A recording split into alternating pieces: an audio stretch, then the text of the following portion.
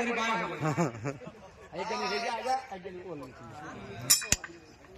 पांडेपुर श्री छोटेलाल यादव जी, आपके द्वारा सम्मान 200 रुपया पुरस्कार को प्रणाम हो। हनुमान भैया पुरस्कार एक लाइन ठंडा लगा जी। अरे ठीक बा कैसे सही है आप सही है।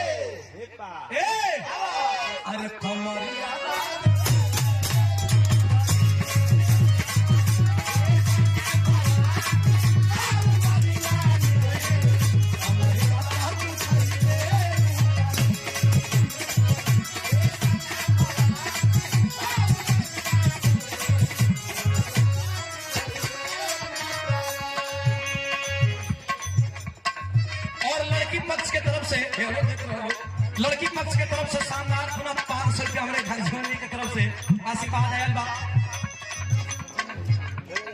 हंसनाथ यादव जी, संतोष भैया के बड़े भाई, आपके द्वारा पुरस्कार है, सभी लोगों को सम्मान किया गया।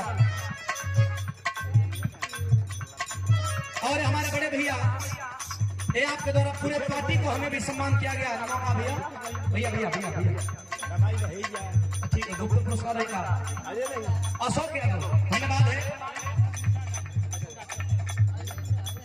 अरविंद हार्वेस्टर मलिकार महोदय की तरफ से पुरस्कार अशोक निषाद जी की तरफ से धन्यवाद का प्रणाम।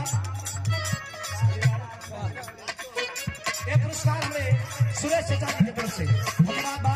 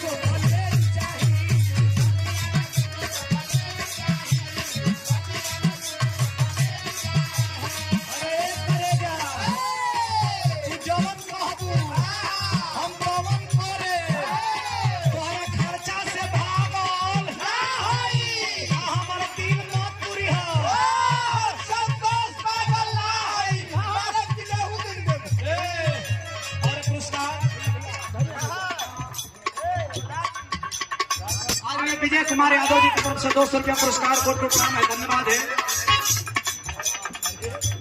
हमारे राकेश भैया की तरफ से पुरस्कार का कोट प्रणाम, धन्यवाद बा। सब हिंद का प्रणाम हो। अरे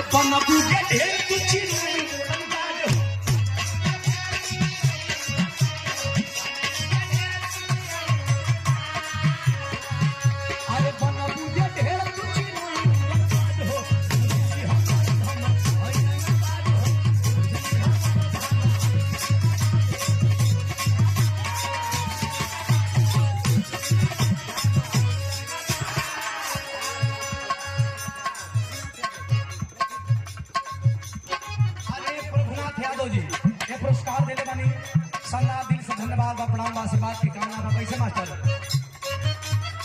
ए हर घरी हरियाली लागे ए हर घरी हरियाली लागे